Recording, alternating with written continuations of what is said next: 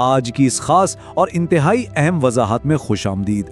آج ہم ایک ایسے موضوع پر بات کریں گے جو بظاہر معمولی لگتا ہے، لیکن ہم میں سے بہت سے لوگوں کو اندر ہی اندر خاموشی سے تھکا رہا ہے۔ جی ہاں، ہم بات کر رہے ہیں دوسروں کو ہمیشہ خوش رکھنے کی عادت اور اپنی ذاتی حدود طے کرنے کے زبردست فن کی۔ ہم اکثر دیکھتے ہیں کہ لوگ دوسروں کی توقعات پر پورا اترنے کی کوشش میں خود کو بالکل نظر انداز کر دیتے ہیں۔ آج ہم اس بات کی تہہ تک جائیں گے کہ آخر انسان اس نہ ختم ہونے والے چکر میں کیوں پھنستا ہے اور کس طرح ہم اپنی زندگی کا کنٹرول خوش اسلوبی سے واپس لے سکتے ہیں۔ سب سے پہلا سوال جو ذہن میں ابھرتا ہے وہ یہ ہے کہ آخر یہ چھوٹا سا لفظ نہیں کہنا اتنا مشکل کیوں لگتا ہے؟ کیا کبھی ایسا نہیں ہوا کہ دل اور دماغ چیخ چیخ کر انکار کر رہے ہوں لیکن زبان سے بے ساختہ ہاں نکل جائے؟ یہ واقعی ایک بہت عام لیکن تکلیف دہ اندرونی کشمکش ہے۔ محض اس لیے رضامندی ظاہر کر دی جاتی ہے تاکہ سامنے والے کو برا نہ لگے یا کوئی خامخواہ کی بحث نہ چھڑ جائے۔ لیکن سچ پوچھئے تو اس وقتی سکون کی قیمت دراصل بہت بھاری ہوتی ہے، کیونکہ حقیقت یہ ہے کہ جب بھی بادلے ناخواستہ کسی چیز کے لیے ہاں کہی جاتی ہے تو دراصل دنیا کو یہ سکھایا جا رہا ہوتا ہے کہ ہمارا وقت، ہماری توانائی اور ہمارا ذہنی سکون بہت سستا ہے جسے بآسانی خریدا جا سکتا ہے۔ ہر غیر ارادی ہاں اس بات کا خاموش اعلان بن جاتی ہے کہ ہماری ذاتی حدود کی کوئی خاص اہمیت نہیں ہے اور کوئی بھی انہیں بآسانی روند کر آگے نکل سکتا ہے۔ یہ ایک ایسا خطرناک طرز عمل ہے جسے روکنا آج کے دور میں انتہائی ضروری ہے۔ تو چلیے آج ہم اس پورے عمل کو ان 5 اہم حصوں میں سمجھیں گے: دوسروں کو خوش رکھنے کی قیمت، گفتگو کے 3 انداز، پروقار جرأت کے سنہرے اصول، مسترد ہونے کے خوف پر قابو پانا اور آخر میں حدود کا تعین اور عزت نفس۔ تو شروعات کرتے ہیں اپنے پہلے حصے سے، دوسروں کو ہمیشہ خوش رکھنے کی آخر کیا قیمت چکانی پڑتی ہے۔ ذرا تصور کریں اس شدید تھکاوٹ کا جو اس وقت محسوس ہوتی ہے جب انسان کا دل کسی کام کے لیے بالکل راضی نہ ہو لیکن وہ عادت سے مجبور ہو کر ہاں کہہ دے۔ یہ کیفیت انسان کو اندر سے کھوکھلا کر دیتی ہے۔ دوسروں کو مسلسل خوش رکھنے کی عادت بظاہر تو ایک بڑی ہمدردانہ خوبی لگتی ہے، لیکن اس کی قیمت براہ راست ہماری ذہنی اور جذباتی صحت کو ادا کرنی پڑتی ہے۔ جب مسلسل دوسروں کی سہولت کو اپنی فلاح و بہبود پر ترجیح دی جائے تو یہ دراصل خود اپنے ساتھ ایک خاموش ناانصافی ہوتی ہے جو انسان کی ساری توانائی نچوڑ لیتی ہے۔ آگے بڑھتے ہیں دوسرے حصے کی طرف، جہاں ہم بات کریں گے گفتگو کے 3 بنیادی انداز کے بارے میں۔ نفسیات انسانی رویوں اور گفتگو کو 3 بنیادی حصوں میں بانٹتی ہے۔ پہلا انداز وہ ہے جہاں ایک شخص خوف کی وجہ سے دب کر رہتا ہے، ہر زیادتی کو سہتا ہے اور اندر ہی اندر گھٹتا رہتا ہے۔ اس کے بالکل برعکس جارحانہ انداز ہے جہاں غصہ اس قدر غالب آ جاتا ہے کہ بدتمیزی رشتوں کو جلا کر راکھ کر دیتی ہے۔ لیکن ان دونوں انتہاؤں کے درمیان ایک تیسرا بڑا ہی شاندار راستہ بھی ہے جسے پروقار جرأت یا اسرٹیو انداز کہا جاتا ہے۔ یہ حکمت اور دانشمندی کا وہ راستہ ہے جس کا نتیجہ ہمیشہ باہمی احترام اور دلی سکون کی صورت میں نکلتا ہے۔ تو یہ پروقار جرأت آخر ہے کیا؟ یہ کوئی پیدائشی خوبی نہیں بلکہ باقاعدہ سیکھا جانے والا ایک زبردست فن ہے۔ یہ حکمت کی وہ معراج ہے جہاں انسان کو نہ تو جھکنا پڑتا ہے اور نہ ہی چیخنا پڑتا ہے۔ اس میں ایک ایسا پرسکون رویہ شامل ہے جہاں انتہائی نرم مگر مضبوط لہجے میں اپنی حد واضح کر دی جاتی ہے۔ اس طرح بات چیت میں دوسروں کا احترام بھی قائم رہتا ہے اور انسان کی اپنی عزت نفس پر بھی رتی برابر سمجھوتا نہیں ہوتا۔ یہی توازن تو اصل کامیابی ہے۔ اب ہم آتے ہیں تیسرے اور سب سے اہم حصے پر، اس پروقار جرأت کو عملی زندگی میں لانے کے سنہری اصول۔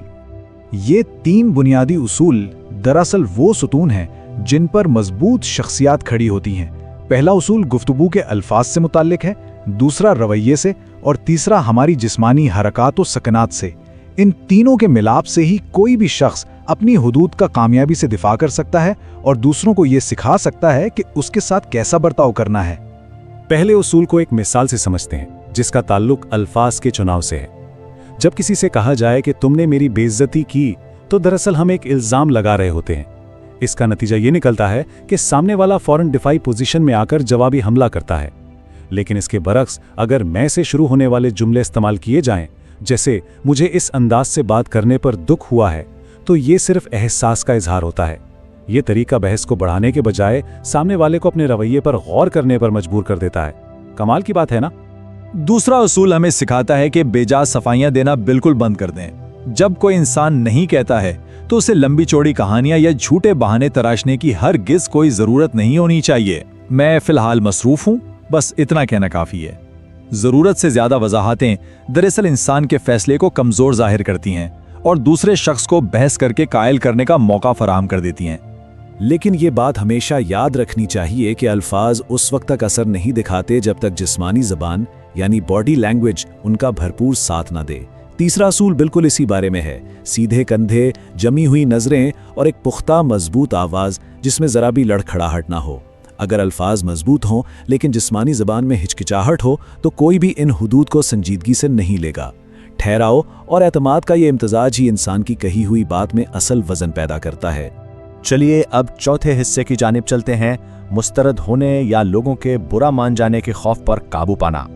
हमारे जहनों में अक्सर ये डर बिठा होता है कि अगर इनकार कर दिया तो लोग नाराज हो जाएंगे और शायद रिश्ते टूट जाएंगे, लेकिन हकीकत इससे बहुत मुख्तलिफ है। जो लोग वाकई मुखलिस होते हैं वो इंसान की हुदूद और फैसलों का दिल से एहतराम करते हैं, और जो लोग एक नहीं कहने पर नाराज हो जाएं तो सच ये है कि वो दरअसल मुखलिस थे ही नहीं, वो सिर्फ इस आदत से मोहब्बत करते थे कि उन्हें कभी इनकार नहीं किया जाता था और उन्हें अपना काम निकलवाना आसान लगता था। यहाँ जाविया निगाह बदलने की शदीद ज़रूरत है। ऐसे मतलबी रिश्तों का ख़त्म हो जाना जो सिर्फ और सिर्फ इस्तेहसाल पर कायम हो, ज़िंदगी में किसी नुकसान की हैसियत नहीं रखता। दरअसल जो लोग एक सादा सा नहीं बर्दाश्त नहीं कर सकते, उनका जाना ज़िंदगी में देर पा सुकून और जहनी आज़ादी का बाइस बनता है। ये बिल्कुल एक तरह की सफाई है जो ज़िंदगी से गैर ज़रूरी और भारी बोझ को हटा देती है। अब हम पहुंच चुके हैं अपने आखिरी और 5वें हिस्से पर, हुदूद का तयन और इसका इज्जत नफ्स से गहरा ताल्लुक। माशरे में अक्सर अपनी ज़ात के लिए खड़े होने को फ़ौरन खुदगर्जी का नाम दे दिया जाता है, लेकिन ज़रा गौर कीजिए, अपनी हुदूद तय करना हरगिज़ खुदगर्जी नहीं है। ये अपनी ज़ात की बका, खुद एतमादी और अपनी रूह को बिखरने से बचाने का एक बुनियादी और हतमी ज़रिया है। अगर इंसान खुद अपनी इज्जत नहीं करेगा तो दुनिया से इस बात की तवक्को रखना बिल्कुल बेमानी है। एक मुतवाज़िन ज़िंदगी गुजारने के लिए इन चंद बुनियादी उसूलों को हमेशा याद रखना चाहिए। कभी भी अपनी हाँ को इतना सस्ता ना होने दिया जाए कि लोग उसकी कद्र करना ही छोड़ दें। इसी तरह एक जायज़ नहीं को कभी कंधों का बोझ नहीं बनना चाहिए।